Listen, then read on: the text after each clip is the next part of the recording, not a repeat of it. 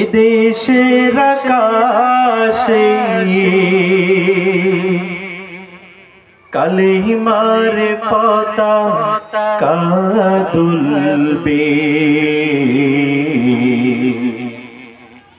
সেদিন সবাই খোদাই বিধান পেয়ে দুঃখ বেদনা ভুলবে। যখন এই বাংলাদেশের কালিমার পতাকা যখন উত্তীর্ণ হবে, এই সংসদে যখন কোরআনের আইন চালু হবে, যখন কোরআন দিয়ে বাংলাদেশের বিচার ব্যবস্থা শুরু হয়ে যাবে, যারা চুরি করবে তাদের হাত কেটে দিবে, যারা জানা করবে তাদেরকে পাথর মেরে নিক্ষেপ করানো হবে।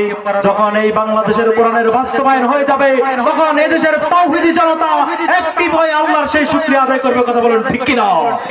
কোনো একদিন এদেশের আকাশে কালিমার পতাকা দুলবে,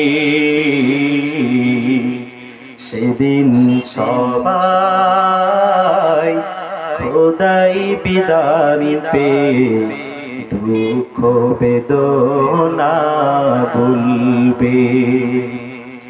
সেদিন আর রবে না হাহাকার,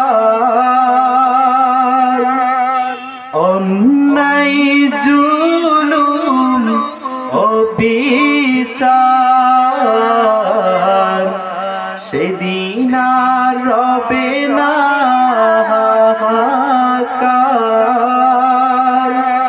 অন্যায় জুলুম অবিচার,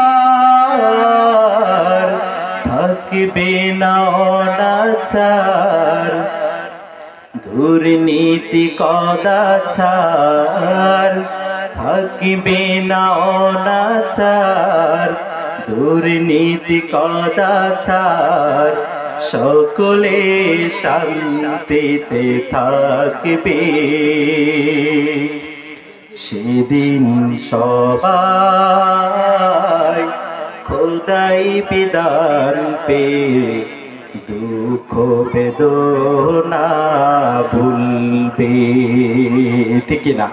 যখন এই বাংলাদেশের কোরআনের আইন বাস্তবায়ন হয়ে যাবে, প্রকাশ্যে মানুষ দরজা খুলে ঘুমাতে পারবে। যখন এই বাংলাদেশের ইসলামিক আইন চালু হয়ে যাবে, রাস্তার টাকা মারবে না। যখন এই বাংলাদেশের কোরআনের আইন চালু হয়ে যাবে, মানুষের উপর অন্যায়ভাবে জুলুম করবে না। যখন এই বাংলাদেশের ইসলাম কায়েম হয়ে যাবে, রাস্তা দিয়ে হেঁটে যাবে, মানুষের উপর অন্যায়ভাবে অত্যাচার করবে না।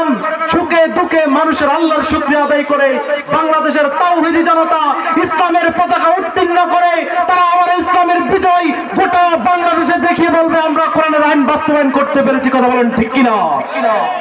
সেদিন আর রবে না হাহাকার, অন্যায় জুলুম অবিচার, থাকবে না অনাচার, দুর্নীতি কদাচার, থাকবে না অনাচার, দুর্নীতি কদাচার, সকলে শান্তিতে থাকবে। সেদিন সবাই খোদাই বিধান পেয়ে দুঃখ বেদনা ভুলবে। একাকী রমণী নির্জন পথে যাবে, কোনদিন কটু কথা কবে না, কোনদিন পথে কাটে সম্পদের মোহে, খুনার রাহা জানি রবে না।